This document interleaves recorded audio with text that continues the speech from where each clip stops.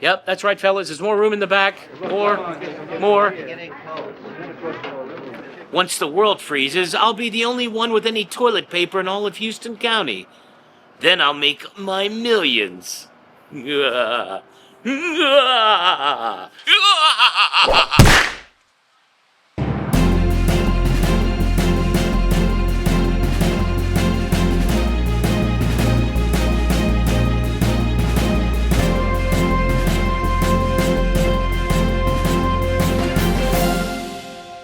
Well, good morning, ladies and gentlemen. Welcome to this week's edition of Houston County News.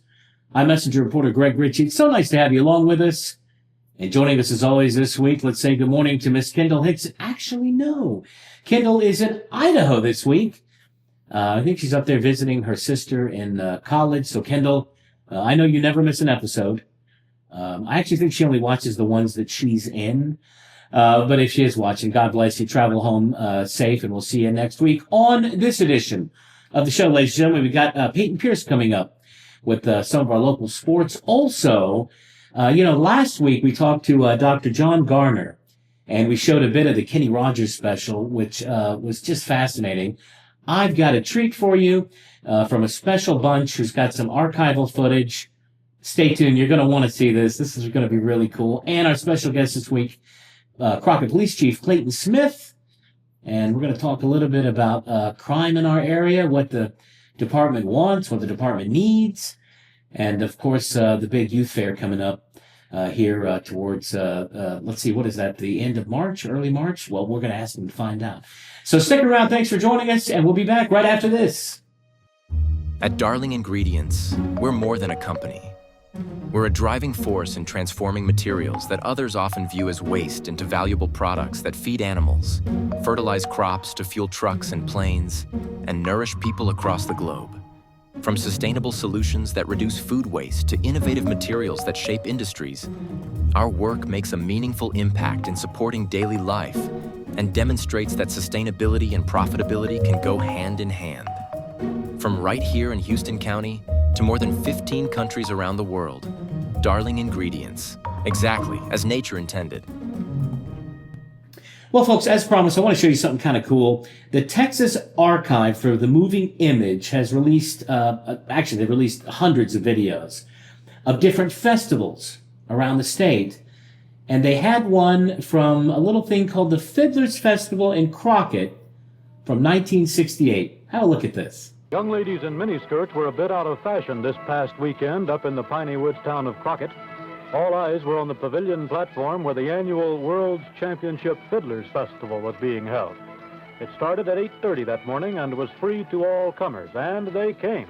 8,000 people brought picnic lunches and spent the day in Davy Crockett National Forest listening to old-time fiddle music.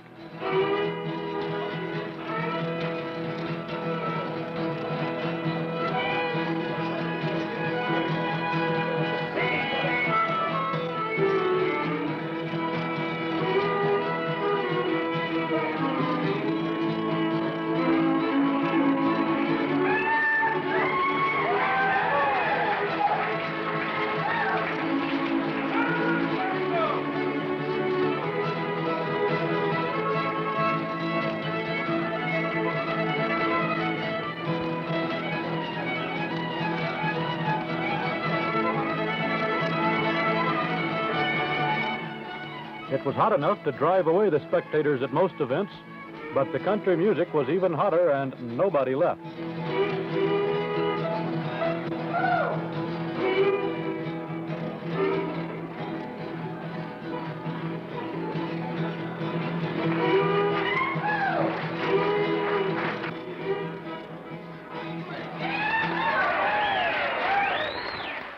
The Fiddlers Festival is getting more and more popular every year. They'd like to make it even bigger, but a shortage of funds prevents this. The winner takes home only $425. That's a small amount compared to prize money in other national contests. But if you're a farmer, or for that matter, if you're in just about any other profession, that's not bad wages for a day's work. While the prize money isn't enough to attract all the country's top fiddlers, it's still enough to bring in hundreds of contestants each year. In 1968, a man came all the way from Australia to play the fiddle. And they say another man came all the way from Pakistan just to listen.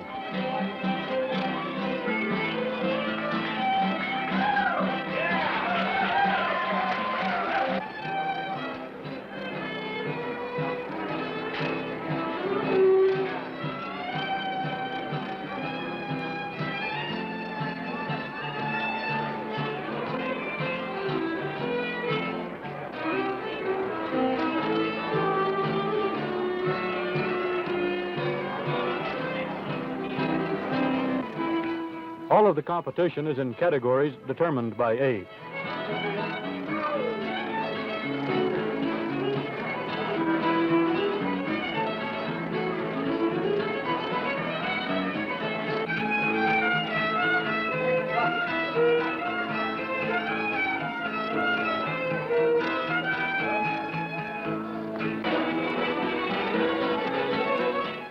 It was long after dark, 12 hours after the festival began, that a winner was finally decided.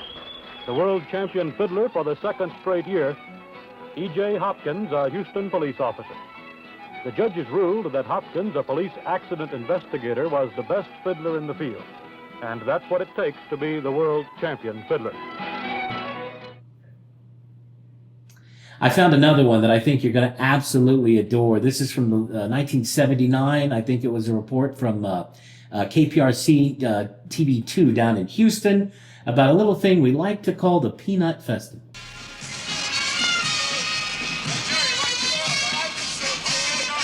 Almost every town finds a reason to celebrate something. Grapeland salutes the peanut. Every year, the people of Grapeland hold a peanut festival. They've been doing it since 1945. The Peanut Festival is the big event of the year in Grapeland. Peanuts are the primary crop grown around here by the farmers, and we kind of like to pay some recognition to the farmers that grow the peanuts in this area. Of course, there's a lot goes on other than just recognition of the peanut farmers. We have a parade.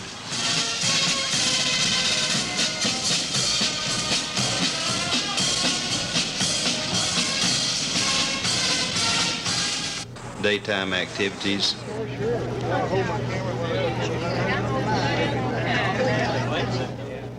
Horse racing.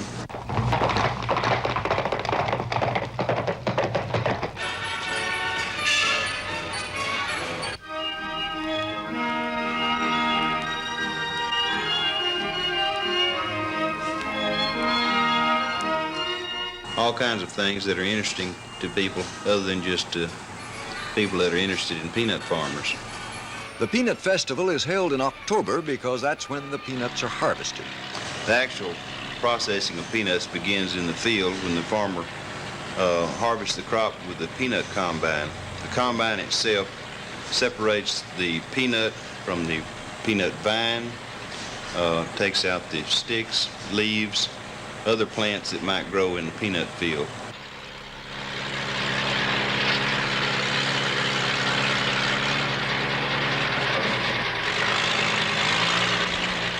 After the peanuts are combined, they're brought by trucks to town, and the Grapeland Peanut Growers Association has a processing plant set up over here. The peanuts are brought in, dumped from the trucks into what they call a drying trailers. They're carried to a drying facility. With the use of gas burners, air is blown through the peanuts and they dry them. They measure the percent of moisture in these peanuts continuously until they are at the acceptable amount of moisture for sale. The peanut industry was introduced to Grapeland during World War II. The country needed the oil to make explosives. About 3 dozen farmers around Grapeland still raise peanuts, and those peanuts are useful far beyond just the oil.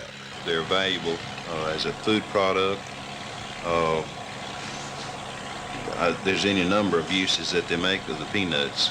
There's hardly any waste. The peanut business is not what it used to be around Grapeland. The 1978 crop was only about 1/3 of the average annual crop here. The peanut vines were plagued in '78 by weeds, sticks, grass burrs, leaves, and other competition they couldn't choke out. But Grapeland's golden nugget has had ups and downs before, and the people of Grapeland have hope that there will be more to celebrate at the peanut festivals of the future.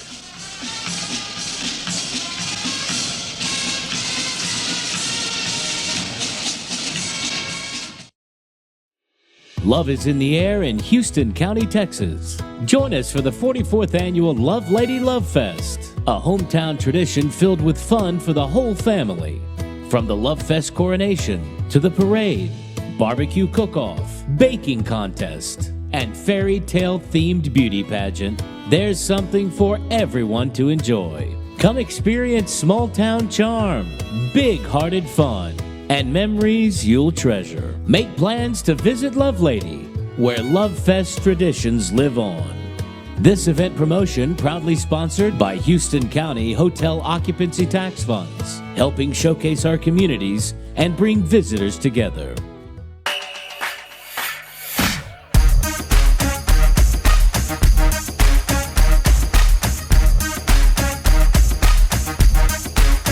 Well, folks, Peyton is out sick this week, so a quick look at sports. Crockett Bulldogs basketball team had a mixed week, winning 70-53 at Cold Spring Oakhurst before giving up a 78-64 loss to Trinity this last Friday night.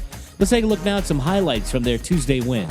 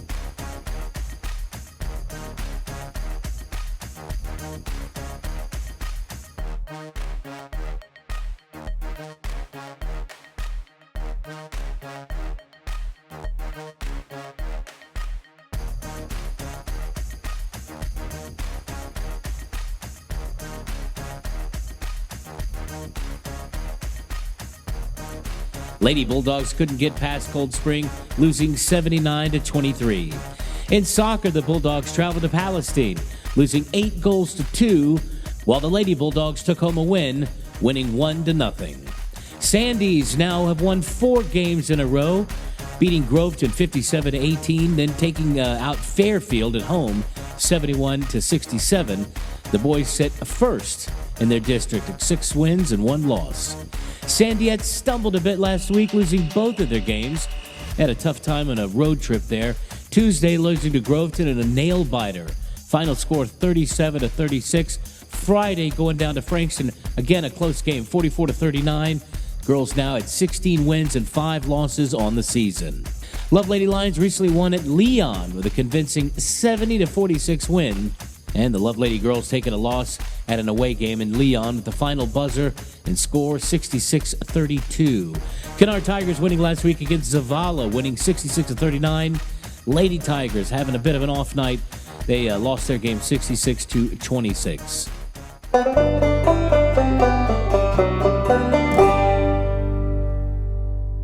Well, folks, welcome back to the show. And our special guest this week, Crockett Police Chief Clayton Smith.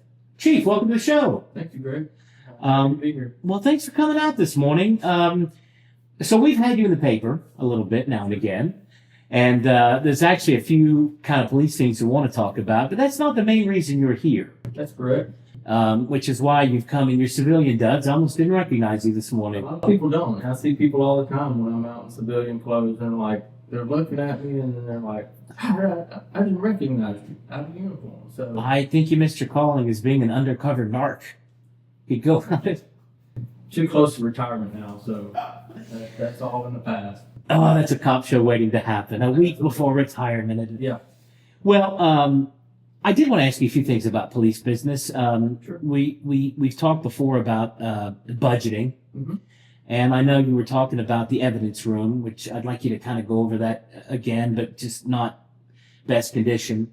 The police station y'all have has been there a hot minute, It has. and it hasn't quite grown with the staffing and the needs and everything else. And I know that you actually asked for a new station. Yes. And the word from council was kind of, we'll go find out what a new station. Where is that? What's going on with our local police budget? So it's kind of a twofold deal. So we'll talk about I guess the administrative side of police work or my job. Obviously, I hold many different hats in that, and the administrative side and the budget side. The truth is, I didn't realize before becoming chief where that money comes from. Right, so coming up in law enforcement as an officer, we think money grows on trees, and when we ask for stuff, it's there somewhere. Yeah, but we need it. So we need it, and and so it's a tough position to be in because there's a lot of things that these guys, and when I say these guys, I mean my officers, my staff, and the men and women of the PD there. There's a lot of things that they do need. Obviously, there's always things out there that are wants versus needs.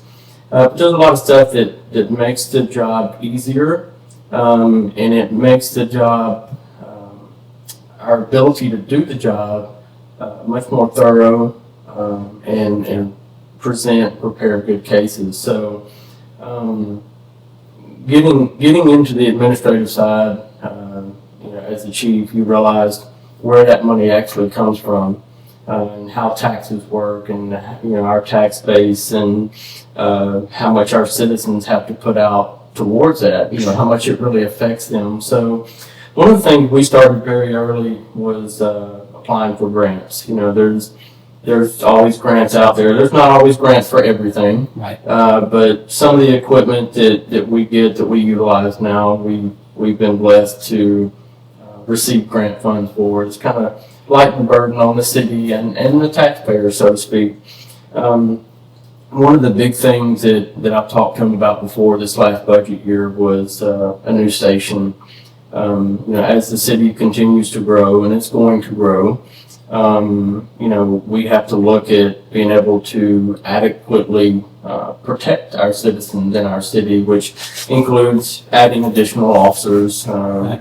And our current station, as I've said before, it's very small. And if anyone's ever been in there, It's tight. There's not much privacy. The rooms are pretty tight. I think the time we had that conference, I think we were in the kitchen. Mm-hmm. In fact, I think that was the only spot that we could actually sit down and So, a few so the people. kitchen is kind of a multi-purpose room.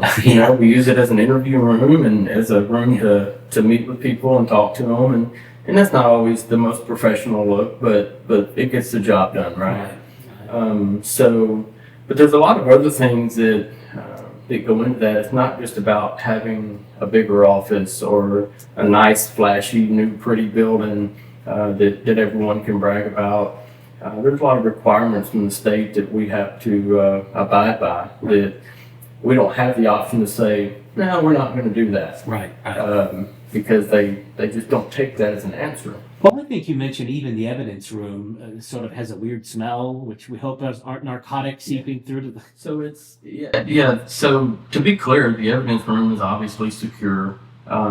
There's not an issue of losing evidence or misplacing evidence. Right. But being in a building so small without adequate ventilation, when these officers out there, they make arrests and they come in and secure the evidence. There's times that smell was pretty potent, and the staff and even citizens that come in, they can smell it. It's a really strong smell, depending on what that evidence is. It could be chemicals, it could be marijuana or other narcotics. Well, I didn't notice the smell the last time I interviewed you in your office, but I did feel like I was flying on a magic carpet somewhere.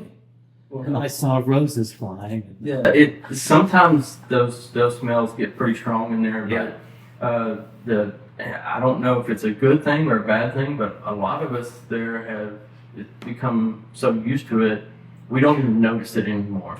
It's not until someone comes in, it's like, what's going on in here? What's that smell? And then we realize, oh yeah, that's our property room. So you talk about these state mandates though. I mean, some of those are good, but others, might be great in DFW.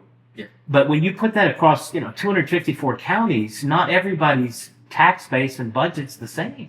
No, it's not, and it's very stressful on a smaller government municipality like ours and the city of Crockett, because let's face it, some of these are unfunded mandates, right?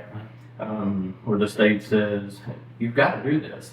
You've got to do this to keep a police department, to maintain law enforcement. So you have to do this, but we're not going to give you money to do it. Some of the requirements that they put out that you must provide firearms to your officers. You must provide body cameras. You must provide radio operable communication. You must provide cell phones to your officers. You must provide breaching tools for your officers. Right. These tools are expensive, and the truth is, they shouldn't be as expensive as they are, but because it's mandated for law enforcement and they're mandated, let's add 35-40%. Well, if I sold body cameras and one day I knew everybody's going to buy one, it's not just that. People don't understand. It's not just, the camera you see on the officer. It's the equipment to record it. It's the server to house God knows how many hours of footage you have to keep or whatever, And that's where the money's at, because they all but give you the actual camera. I bet they do. But with the cloud storage, right. that's where they really make the printer's free as long as you buy the ink. Yeah. So, and some of those things like the body cameras, they do offer grants and ballistic vests, some of that stuff they offer grant funds. So the state does help on some of that. But there's some of these things that there's no money. Well, I don't know a police officer or a soldier that doesn't want the latest toy, and I get that, and there's probably a lot of toys. But we had Assistant Chief Fajardo in here a few weeks ago talking about the drone program and how amazing that's been, It has. and other agencies now and search and rescue, and it's sort of, maybe that's not a state mandate, but boy, it's nice to have it. It's nice to have Tyler. Some of these things have just become, the criminals are getting more sophisticated too. They are. Well, and let's talk about that drone for a minute. One thing with that drone, again, I'll go back to wants versus needs. We categorize that as a want. Yeah. But our community stepped up. We had some businesses step up that said, hey, we think y'all need that. Here's the money. Yeah. So we were blessed to get that. And I'm going to tell you now, after the time that we've had it, I would almost move that over into a need category. At this point. When you start talking about searching for missing children, elderly people, or even suspects, that's a valuable tool. Eyes in the sky with thermal imaging, you can't beat it, and it's readily available, so we don't have to wait an hour for DPS or TDCJ to come in. It's there, So it's been a great tool. We talk about your staff, and I've done a few ride-alongs and gotten to know some of the officers over there. Certainly, are we fully staffed now? Are we back up to where we are fully staffed? We've been able to maintain being fully staffed. And that's essentially 2 officers out at all times? Basically. We have 2 officers on patrol at all times, day shift, night shift. They work a 12-hour shift, 6 a.m., 6 p.m., and 6 p.m. to 6 a.m. And then we have administrative staff with criminal investigation. Right. So at times the truth is 2 officers on a shift can't be enough because it's very quiet. When I say that word, I always knock on wood. Not always quiet. Yeah, but there's other times that those 2 guys are going from call to call, and they don't have time to, patrol through the neighborhoods or go sit on this street to try to catch speeders. And or every time I see somebody driving the wrong way down the square. It's at times it can be tough, and to manage that. I had a gentleman not too long ago. He was expressing his frustration about speeders on the street, and we go sit there and we may sit there 30 minutes and we don't see a single speeder. Right. And then as soon as we go to another part of town or go somewhere else, somebody's going to fly through there. Of course. Yeah, of course. So Of course. it can be a difficult task sometimes. But these guys, they get out and they do what they can. They stay relatively busy for a small department. Well, how is it going? I guess is there going to be funding for a new station? Are we going to try to remodel this one, add a second story? So I've kind of pitched all ideas. There's no confirmation as to what it's going to be. I've been open to the idea of an existing building that's already there, where we go in and take over, spend some money, remodel it. Right. Building from the ground up, so we build it for the future and for our needs. And even expanding the one we have to just try to meet some of those specific guidelines and requirements. So that's something that will probably come back up in our budget talks, in the next few months, and see what options there are out there. A couple last questions for you. You've been in law enforcement for a minute or two around here. Is it my perception? It seems like crime seems to be, and this is just, a layman, civilian, it seems to be like there's less of it, but what there is seems to be crazier. I don't know if that makes any sense at all. Is that even true, or is it not like it always was? So there's always going to be crime. Yeah. And I think that nowadays, more than ever, it's broadcast more. Because there's more of an interest in it. Social media, new Social media, sure. and it also goes along with what's going on in the country. So people pay attention more to your local news, your local departments, your social media, because they want to see what's going on. I haven't given an update for this year, but our last year's crime rate in the city of Crockett was actually down. Right, it was. But I think that when people hear of major crimes in the city, that they don't think that stuff happens here, but it does. We're just as acceptable to those crimes as Houston or Dallas. Oh, yeah. And some of it's homegrown, but a lot of it seems to be folks kind of passing through. Sometimes we see a lot of people passing through town. I think if you pay attention to the loop on the weekends, yes, Friday, Saturday night, you see a lot of traffic that that don't live here. That's right. So I do. Like I said earlier, I think our city is growing. But I think that we have a lot of traffic that passes through this now. Well, one of my favorite crimes the last few years was the gang that tried to knock down the tobacco barn within sight of the police station. That's still going to be one of my favorites. I love a good dumb criminal, but that's still one of my favorites. And we had another police chase recently. We for some reason everything kind of comes and goes in spurts. You may have 4 or 5 police chases in a span of a month or two. Yeah. You may have none. Right. It just depends on who it is and who's passing through, but we have had quite a few. Yeah. And all of those have been strange. From my point of view. Just the most recent one with the lady, I still don't quite understand what that was all about, but and we don't either. Yeah. It's one of those, it depends on, you have some people we've had them run for simply they thought they had a traffic ticket and they were going to go to jail. Right. I thought if I get to my house, then they can't stop. That's right. And a lot of people think, well, if I make it to my house, they're not going to tow my vehicle. No, if you run from the police, that's going to happen. Yeah. And then you have people that just didn't want to stop. And this is me talking, not you, but I'm afraid weird stuff is going to get worse, only because I think the generations coming up are a little more isolated, a little more sort of they're in their own world on their phones and things, and look, with AI and some of the video games and things, I mean, Grand Theft Auto, why not try that on the 19 or through downtown? Yes, I somewhat agree with that statement. I think that, I've heard people say before, well, our kids are changing.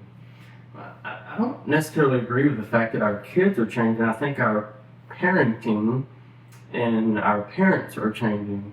I think sometimes our parents try to be more of a friend than an actual parent. No question. So I think it starts at home. I think that, you know, when you live in a community that there's just not a lot for kids to do, sometimes we see where they're like, just go do what you want to do. Just get out of my hair, you know? Yeah. And, you know, I think it's important that we, as parents, you start at home with your kids, teach them right from wrong. Kids are going to be kids. They're going to get out. They're going to try things. But I think we have to be, you know, strong in our discipline and teach them. I read a newspaper article and they said, you know, basically everything that humans need has been invented. All we care now about is entertaining ourselves. None of the inventions are doing any good for mankind. Kids are lazy. All they want to do is play all day, and the world's coming to an end. That article was written in 1905. So, yeah, I mean, kids today have their smartphones. My parents always complained about my friends and I parked in front of the TV, watching, you know, the Dukes of Hazzard or whatever. I'm sure their parents are mad about them listening to records, and their grandparents listen to the radio, and yeah, so. Now, let's talk about kids. You were in charge of a pretty big event that helps a lot of youth around here. Let's get to some good news. We got the fair coming up again. We do. March 28th through April 4th, I believe. Yeah.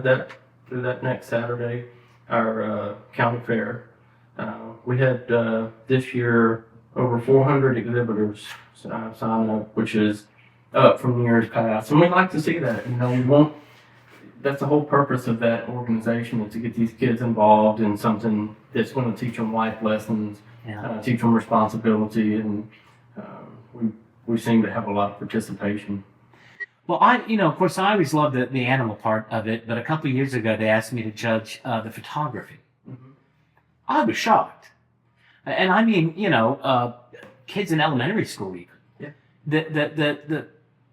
We've got some talented people around here. They wouldn't let me try any of the jams. they make me stay with the pictures. Yeah. But I thought, boy, there's so much to that event that I don't think people quite, even just the home and garden show, are several shows in one, all with different moving parts. That's got to take a huge group of people to help you. It does, and I want to say something on that. You know, it takes a lot to put that fair on, to make it run so smoothly from home and garden to the shows through sale night. Yeah. And I always like to remind people that the people that are putting this on and spending all this time, they're volunteers. They don't get paid to do that. And the truth is, probably 70% of them, they don't even have kids involved in it. So they're doing it for other kids, you know. So sometimes I think as parents we can get, you know, caught in the moment and frustrated and start making accusations. But we have to remember that, you know, that volunteer line is always open. And I tell people, you know, listen, we're always looking for people to help. These folks are doing the best they can. You know, they're not getting paid to do this. They're doing it out of the goodness of their heart. Right. But if you think that maybe you have a better idea or you can do it better, it takes literally filling out an application. So we want you to come help. We encourage more membership. So it does for a solid week. It can be pretty extensive. You know, throughout the year. You know, it starts getting busy this time of year, but it does. It takes a lot of work, but it always pays off at the end on sale night to see these kids stand up there and sell their projects. And I'm gonna tell you, I don't know about other counties, but our county's blessed. We have a lot of support. Yeah. These buyers come out and they just open their checkbook up for every year. They don't know either. Every year I report on the prices, and I think, man, I got to start raising calves or something. This is crazy. Yeah, I do get disappointed sometimes as I move around the county and different meetings and clubs and groups, things, and you sometimes see kind of the same people, kind of involved in everything. And I always tell people, I say, you know, I know that couch is nice, but there's more to do around here than people think. And we've got so many people that are, you know, a little bit older now, retired, lots of free time, and they get lonely. Yeah. I know this because they tell me. And I say, there's so much going on. Just raise your hand and say, I can help. And we will welcome anyone. Yeah. You know, we're not going to turn help away. Have you announced the big musical act this year? No, that's going to be March 28th, Saturday, March 28th. Okay. The Kevin Fowler and Walker Montgomery. Oh, very nice. So we're expecting a big turnout for that. We've already started selling tickets and tables. So like I said, we expect that to be a big turnout. You know, that event, we let all of our exhibitors in. They get in for free. It's kind of for them. Sure. We raise money to go back into, you know, fairground equipment for them and stuff like that. So we've been lucky and blessed with that event the last few years. Well, it's one of those essential services, and again, you know, God bless your officers, because I've gotten to know so many of them. Some of them better than others. One literally held me from bleeding out on my bathroom floor. Yeah, I adore all of them. So thanks for coming by. I hope this wasn't too bad, right? No, it was very painless. So anytime, just give me a shout. I appreciate you and getting some of this stuff out there. Oh, no problem. Thank you, Chief. Yeah. At Darling Ingredients, we're more than a company. We're a driving force in transforming materials that others often view as waste into valuable products that feed animals, fertilize crops to fuel trucks and planes, and nourish people across the globe. From sustainable solutions that reduce food waste to innovative materials that shape industries, our work makes a meaningful impact in supporting daily life and demonstrates that sustainability and profitability can go hand in hand. From right here in Houston County to more than 15 countries around the world, Darling Ingredients, exactly as nature intended. Well, we appreciate you all watching and hope you have a lovely week coming up next week. And I've tried to, you know, end as many of the shows as I can with some kind of a joke. And Kendall's not here to react to it, but I don't know. Maybe you've heard this one before, maybe you haven't. I was talking to a buddy of mine, Neil Patrick, down near Lovelady. Maybe some of you guys know him. And he's out there and showing me his farm, and he had all his pigs out there. And I noticed one of the pigs had a wooden leg. And I said, Neil Patrick, what in the world's going on with that pig over there with the wooden leg? He said, oh, man, that pig's the best pig I've ever had. You wouldn't believe how awesome that little pig is. He said, you remember last fall when our place almost burned down? I said, yeah, of course I do. He said, let me tell you something. My wife and I, we never would have heard that. We never would have noticed. We would have died in that fire if it weren't for that little pig right there. And I said, what? He said, oh, yeah. He was in his pen. He must have seen or heard the fire, came running up to our bedroom window, took his little snout, tapped on the window, woke us up. We were able to get out of there and save the rest of that house. Man, that pig saved our lives. And I said, well, I'll be. That's something you don't hear every day. He said, oh, man. He said, when little Timmy fell down the well. I was out on the tractor. My wife was out in the back 40. Timmy fell all the way down the well. We didn't hear him crying. That little pig heard him crying. He came running to that well, got a little rope right there in his teeth, got the other end down to the well. He was able to pull little Timmy out, saved his life, that pig right there. And I thought, wow, that is amazing. Man, that is some kind of pig. He said, oh, you have no idea. That's the best pig in the world. And I said, man, I said, Neil Patrick, though, but how come he's got a wooden leg, though? How did that happen? And he said, what are you, crazy? He said, a pig like that? You don't need a pig like that all at once. God bless you, folks. Have a lovely week. We'll see you next time.